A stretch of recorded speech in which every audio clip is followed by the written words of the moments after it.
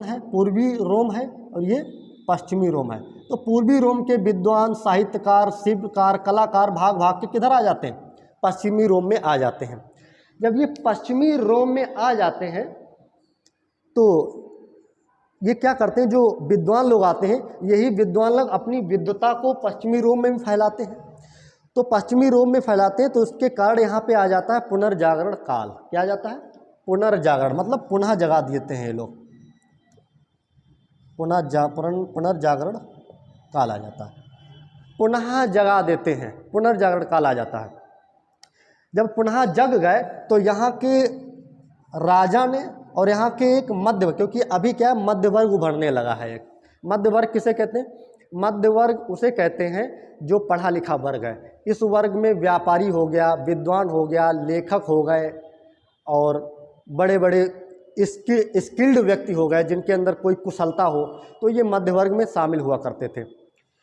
जो विशेषकर में विद्वान वर्ग शामिल होता था, मोस्टली अधिकांशता। तो राजा ने और मध्यवर्गीय एक वर्ग था जिसे कहते थे व्यापारी वर्ग।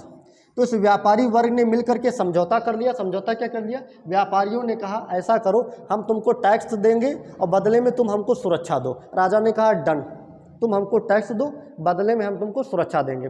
अब इन्हीं के टैक्स से राजा ने एक बड़ी सेना रखी, उससे जो है बड़े बड़े हथियार बनवाए, और हथियार बनवाने के बाद जब ये राजा शक्तिशाली हो गए, जब शक्तिशाली हुए तो सामंत और पादरी पोप क्या धीरे धीरे कमज़ोर पड़ने लगे। तो व्यापारी क्या है, अभी व्यापारी दूसरे दूर दूर देशों में जाया करते थे, वहाँ से बना हुआ विनिर्मित माल लाते थे और यूरोप में बेचा करते थे, यूरोप में ला करके। अब इन व्यापारियों के पास माल ठीक ठाक हो, तो इन व्यापारियों ने सोचा क्यों ना अपने देश में ही रुक करके माल का उत्पादन करें, यानी कि वस्तुओं का उत्पादन करें। तो इन्होंने क्या किया, इसी समय, यही वो समय है कि यूरोप में इंडस्ट्रियलाइजेशन, औद्योगिकरण आ जाता है, औद्योगिकरण। और ये सर्वप्रथम कहाँ आता है? ब्रिटेन में। क्यों आता है? जब हम विश्व इतिहास पढ़ाएंगे तब बताएंगे तुमको कि ब्रिटेन में ही क्यों आया सर्वप्रथम औद्योगिकरण, वो आगे हम बताते हैं। फ्रांस में ही क्यों आया, ब्रिटेन में ही क्यों आया, आगे बताएंगे। और क्यों जर्मन और रूस में औद्योगिकरण लेट आया, जर्मन और रूस में औद्योगिकरण क्यों लेट आया? जर्मन रूस में औद्योगिकरण लगभग 100-150 बाद में आया। यही कारण है कि जो द्वितीय विश्व युद्ध की पृष्ठभूमि बनती है, इसी के कारण बनती है। ठीक है, अभी हम बताएंगे आगे। अब औद्योगिकरण आ गया। अब औद्योगिकरण में क्या था, ये उद्योग लगाने लगे अपने अपने छोटे छोटे, और काफ़ी बड़े बड़े भी, छोटे और बड़े दोनों टाइप के उद्योग लगाना प्रारंभ कर दिया। अब इन उद्योगों के लिए इन्हें कच्चे माल की आवश्यकता महसूस हुई, कच्चा माल। अब इस कच्चे माल से जो विनिर्मित वस्तुएं हैं, उन विनिर्मित वस्तुओं के लिए इनको एक बाजार की आवश्यकता महसूस हुई। किसकी आवश्यकता महसूस हुई? बाजार की आवश्यकता, बाजार की आवश्यकता महसूस हुई। अब तुमको बता दे साथियों, अब ये कच्चा माल तभी तुमको मिल पाएगा जब तुम बड़ी से बड़ी कॉलोनी बनाओ और उन कॉलोनी पे अपना एकाधिकार स्थापित कर लो। अब ब्रिटिशों ने क्या किया, अपनी कॉलोनियाँ बनाना प्रारंभ किया। अमेरिका को कॉलोनी बनाया, भारत कॉलोनी बनाया और कई अन्य देशों कॉलोनी बनाया। कॉलोनी का मतलब होता है कि जहाँ से कच्चे माल का दोहन किया जा सके और अपने देश में विनिर्मित वस्तुओं के लिए बाजार की तरह उसका यूज किया जा सके, इसको कहते हैं उपनिवेशवाद। शायद क्लियर हो गया। इसी उपनिवेश की खोज में ही ये भारत आए थे, उसकी खोज में ही क्या है, ये भारत आए थे। लेकिन 1813 तक ये शांत रहे, क्योंकि अभी यहाँ इंडस्ट्रियलाइजेशन प्रारंभिक स्टेज में है। लेकिन 1813 तक आते आते इनको बहुत आवश्यकता महसूस होने लगी, इसीलिए इन्होंने 1813 में भारत की नीति को भी परिवर्तित कर दिया। अब नीति क्या कर दी? अब नीति ये कर दी कि ब्रिटेन की सभी कंपनियों के लिए भारत के दरवाजे खोल दिए थे इन्होंने। वो हम आगे चर्चा करेंगे, अभी चर्चा उसकी हम नहीं करेंगे। तो इसी अपने विनिर्मित वस्तुओं के लिए बाजार की आवश्यकता हेतु, और दूसरा कच्चे माल के दोहन के लिए इन्हें उपनिवेशों की जरूरत पड़ी। अब आइए उपनिवेश को समझते हैं। अब आपको बता दें, अब यही, क्योंकि अब इन्होंने ब्रिटेन में पहले इंडस्ट्रियलाइजेशन आया, फिर फ्रांस में आया, अब इन यूरोप के इन देशों में जल्दी औद्योगिकरण आ गया। अब उन्होंने जल्दी औद्योगिकरण आया तो उन्होंने विश्व में लगभग हर जगह अपना नियंत्रण स्थापित कर लिया। अब तुम देखोगे विश्व में हर जगह फ्रांस और जो है ब्रिटेन लड़ते रहते थे अपने उपनिवेश को बनाने के लिए, ताकि उस क्षेत्र से कच्चे माल का दोहन किया जा सके और अपने देश ले जाया जा सके और अपनी इंडस्ट्री में उसे विनिर्मित वस्तु बनाई जा सके और उसे ला करके बाजार में बेचा जा सके अपने कॉलोनी में। इसे कहते हैं कॉलोनी। लेकिन तुम इधर देखो, जो जर्मनी और रूस में, यहाँ पे इंडस्ट्रियलाइजेशन लगभग ब्रिटेन के 100-150 साल बाद आता है। अब जब 100-150 साल बाद में जब औद्योगिकरण आता है तो इनको भी आवश्यकता महसूस होती है कच्चे माल की, इनको भी आवश्यकता महसूस होती है विनिर्मित वस्तुओं के लिए एक बड़े बाजार की। लेकिन हुआ क्या मित्रों कि पूरे विश्व पे तो पहले से ही कुंडली मार के बैठे हैं ये ब्रिटेन और फ्रांस। अब जर्मनी और रूस जहाँ इंडस्ट्रियलाइजेशन काफ़ी बाद में आया, अब इनके अंदर जो है एक कुलबुलाहट मचने लगी कि अब हम क्या करें, हम तो पिछड़ जाएंगे। तुमको बता दें साथियों, इसी उपनिवेश को लेकर के प्रथम विश्व युद्ध हो जाता है, जो कि 1914 से 1918-19 के दौरान चलता है। क्लियर हुआ? चलिए, वो जब विश्व इतिहास पढ़ाएंगे तो उसमें हम बताएंगे प्रथम विश्व युद्ध, द्वितीय विश्व युद्ध क्यों आया, किस लिए आया, कारण क्या था, वहाँ चर्चा करेंगे। अभी हम आधुनिक काल का इतिहास पढ़ रहे हैं। देखो, इतिहास का मतलब रट्टा मारना नहीं है, इतिहास का मतलब है चेंजेस, परिवर्तन क्या हो रहा है और उन होने वाले परिवर्तनों का प्रभाव समाज पे, अर्थ पे, राजनीति पे, कला पे, संस्कृति पे क्या पड़ रहा है, किस प्रकार से पड़ रहा है, ये है इतिहास। अब हम इतिहास के जो 4 भाग हैं, विश्व का इतिहास, आधुनिक काल का इतिहास, प्राचीन काल का इतिहास, मध्यकाल का इतिहास, ये 4 भाग अपने आप में 4 विषय के बराबर हैं, परंतु इन चारों को अलग अलग करके नहीं देखा जा सकता है। ये चारों इंटरलिंक हैं एक दूसरे से। कोई अगर बच्चा ये सोच रहा हो कि आधुनिक काल पढ़ लेते हैं बस हो जाए काम, नहीं समझ में आएगा। जब तक इतिहास के इन चारों विषयों पे बढ़िया पकड़ नहीं है तब तक यूपीएससी का मेंस का क्वेश्चन टैकल नहीं होगा साथियों। इस चीज़ को दिमाग में बैठा लो। इतिहास का मतलब आपके अंदर सोचने की प्रवृत्ति पनपनी चाहिए। इतिहास का मतलब आपके अंदर समझ विकसित होनी चाहिए। इतिहास का मतलब, तुम जैसे कि इतिहास का एक महत्व बताएं, 1929-30 में महामंदी आई थी पूरे विश्व में। महामंदी किसे कहते हैं कि हमारे पास वस्तु रखी हुई है और खरीदार मिल ही नहीं रहा है। अब जब उन वस्तुओं को खरीदने वाला कोई नहीं होगा तो मंदी आ जाएगी, ठीक है। अब 1929 और 30 की महामंदी आई थी, लेकिन 1929-30 की महामंदी से सीख लेते हुए हमने 2008 का जो रिसेशन आया था, महामंदी आई थी, उससे हम उबर गए थे। अब ये विश्व में एक नया प्रचलन हो गया है कि यदि कोई अर्थशास्त्री बैठाला गया है तो उसके साथ एक इतिहासकार भी बैठाला जाता है, ये बताने के लिए कि इससे पहले यदि मंदी आई है, इससे पहले कोई आर्थिक संकट यदि आया है, तो इतिहासकार बताता है कि उस आर्थिक संकट आने का कारण क्या था। ये तो इतिहासकार ही बता पाएगा ना। फिर बाद में जो इकोनॉमिस्ट होते हैं उसमें अपने टूल के माध्यम से उसमें परिवर्तन करते हैं और परिवर्तन करके अर्थव्यवस्था को संतुलित करते हैं। ये है इतिहास। इतिहास का मतलब सन रट लेना, राजा का नाम रट लेना, स्थान का नाम रट लेना, ये इतिहास नहीं है। वो विषय बेकार है मेरी नज़र में जो विषय तुम्हारे दैनिक जीवन में यूज ना आ सके, और यूपीएससी यही मांगती है। उसको रट्टू तोते नहीं चाहिए, उसको चाहिए ब्यूरोक्रेट्स, ऐसे ब्यूरोक्रेट्स जिनके अंदर निर्णय लेने की क्षमता हो। और निर्णय लेने की क्षमता कैसे विकसित होगी? जब आपके अंदर समझ विकसित होगी। समझ पा रहे हैं? आइए उपनिवेशवाद पे थोड़ी चर्चा करते हैं।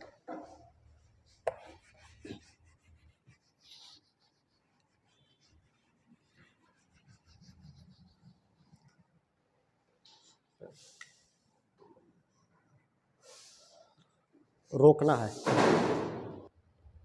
आइए थोड़ा उपनिवेशवाद को समझने का प्रयास करते हैं। उपनिवेशवाद की विचारधारा क्या कहती है? उपनिवेशवाद की विचारधारा कहती है कि जो उपनिवेश कंट्रियां हैं इनके अपने कोई हित नहीं होते हैं। जैसे कि भारत को अपना उपनिवेश बनाया था अंग्रेजों ने, तो ये क्या हो गए, इसे कहेंगे कॉलोनी। कॉलोनी तो उपनिवेशवाद की विचारधारा कहती है कि कॉलोनी के अपने कोई हित नहीं होते हैं। हित किसके होते हैं? मदर कंट्री के। मदर कंट्री के। यहां पे मदर कंट्री कौन है? ब्रिटेन। ब्रिटेन अपने आप को मदर कंट्री कह रहा है और जिसको अपना उपनिवेश बनाया है उसे कॉलोनी कह रहा है, उसे कॉलोनी कह रहा है। अब ये ब्रिटिश जो इतिहासकार हैं वो अपने आप को सही साबित करने के लिए, सही सिद्ध करने के लिए एक थ्योरी गढ़ते हैं। थ्योरी क्या गढ़ते हैं?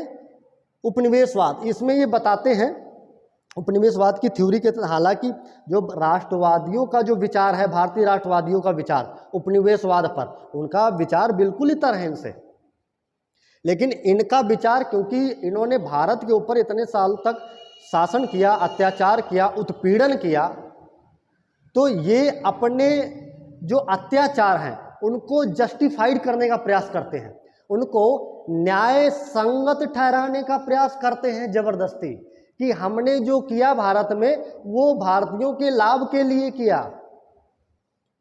समझ पा रहे हो? तो उपनिवेशवाद की विचारधारा कहती है कि कॉलोनी के अपने कोई हित नहीं होते हैं, इसके हित मदर कंट्री के हित में ही निहित हैं। मतलब अगर मदर कंट्री खुश रहेगी तभी ये कॉलोनी खुश रहेगी, वरना कॉलोनी खुश नहीं रह पाएगी। ये कहती उपनिवेश की विचारधारा। उपनिवेशवाद की विचारधारा क्या कहती है कि चूंकि कॉलोनी के अपने कोई हित नहीं होते हैं, मदर कंट्री के हित होते हैं, इसलिए हम तुम्हारे यहाँ से कच्चा माल ले जाएंगे, हम कच्चा माल ले जाएंगे, अपने फैक्ट्रियों में, अपने उद्योगों में उसे विनिर्मित वस्तु में बदलेंगे और फिर तुम्हारे यहाँ थोप देंगे ज़बरदस्ती। अब जरा हमको बताओ कि मान लीजिए कच्चे माल के रूप में ये यहाँ से लेके गए कपास जो कि महाराष्ट्र में था, और यहाँ से इन्होंने अपने उद्योग में, अपनी इंडस्ट्री में इन्होंने इस कपास से बनाया कपड़ा। क्या बनाया? कपड़ा।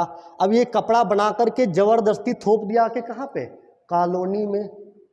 अब तुम बताओ मित्रों जरा, क्या यहाँ के जो भारत के जो छोटे छोटे इंडस्ट्रियलिस्ट होंगे, जो उद्योग करने वाले लोग होंगे, जो कुटीर उद्योग करने वाले लोग होंगे, क्या उनका उद्योग छिन जाएगा या नहीं छिन जाएगा? छिन जाएगा नहीं छिन जाएगा? छिन जाएगा ना। तो यही है उपनिवेशवाद की विचारधारा। और हुआ, अब एक समय ऐसा था कि हमारा वस्त्र विश्व में बहुत प्रचलित था, सूती वस्त्र, रेशमी वस्त्र, कच्चा रेशम, बहुत मांग थी, बहुत डिमांड थी इसकी। लेकिन इन्होंने क्या किया? हमारे हस्तशिल्प को पूरी तरह से बर्बाद कर दिया। अब जो हस्तशिल्पी जो बर्बाद हो गए, फिर वो शहर को छोड़ के कहाँ जाने लगे? गांवों की ओर जाने लगे, क्योंकि यहाँ इनके हाथ का बनाया हुआ माल खरीदता ही नहीं था। क्यों नहीं खरीदता था? जरा समझो, जरा समझो।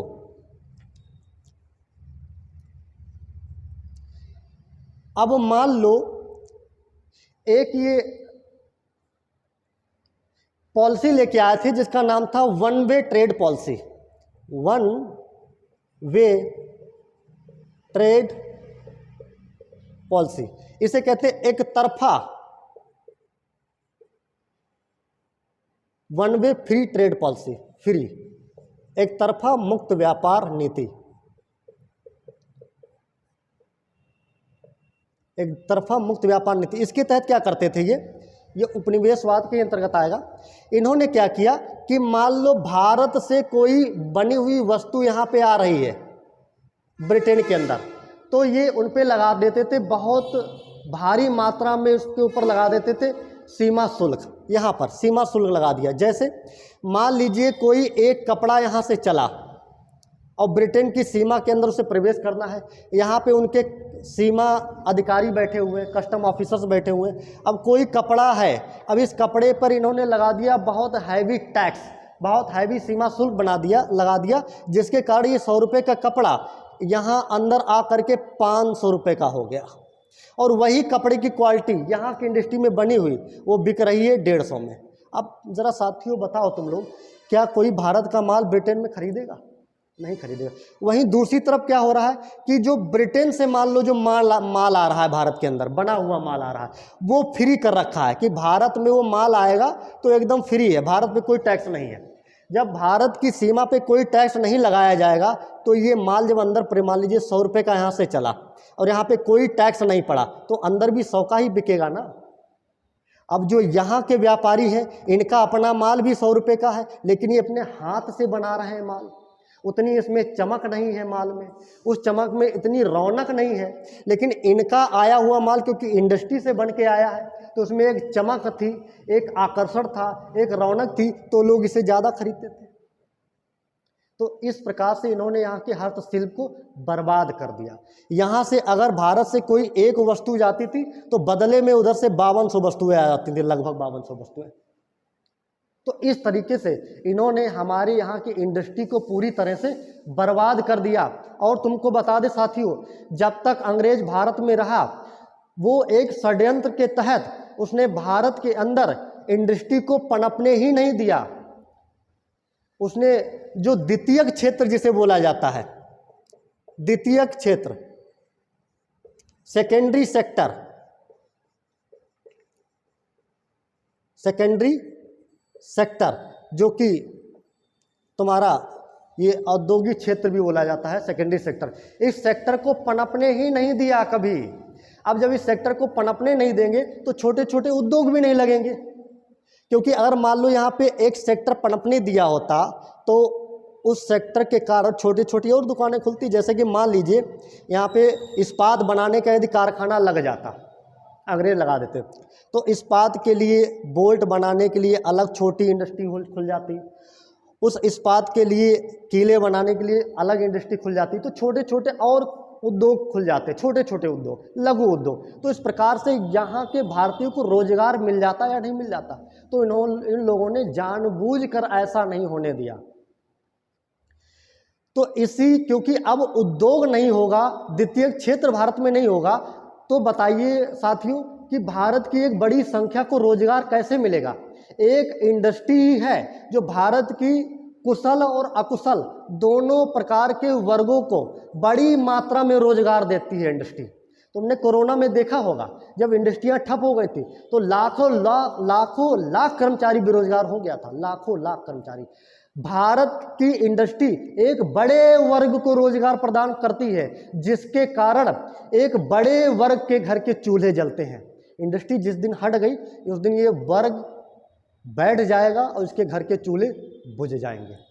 यही कारण है मित्रों, साथियों, कि हमारे जो प्रधानमंत्री हैं वर्तमान में नरेंद्र मोदी, इसी द्वितीय क्षेत्र को बढ़ावा देने के लिए वो दो जो है योजना लेके आया, made in India, make in India. Bharat में बनाओ और भारत का बना हुआ बेचो। Made in India, make in India क्यों लेके आए? Make in India, made in India, ये क्यों लेके आए? द्वितीय क्षेत्र को बढ़ावा देने के लिए, जिसको कि अंग्रेजों ने पूरी तरह से नष्ट कर दिया था। क्या समझ पा रहे हो? क्या समझ विकसित हो रही है तुम लोगों की? क्या इंटरलिंक कर पा रहे हो इतिहास को? क्या इतिहास को पढ़ने का दृष्टिकोण बदल रहा है तुम लोगों का? तो वीडियो थोड़ी ज़्यादा लंबी हो जा रही है, तो आज हम अपने वीडियो को यहीं पे विराम देते हैं। धन्यवाद।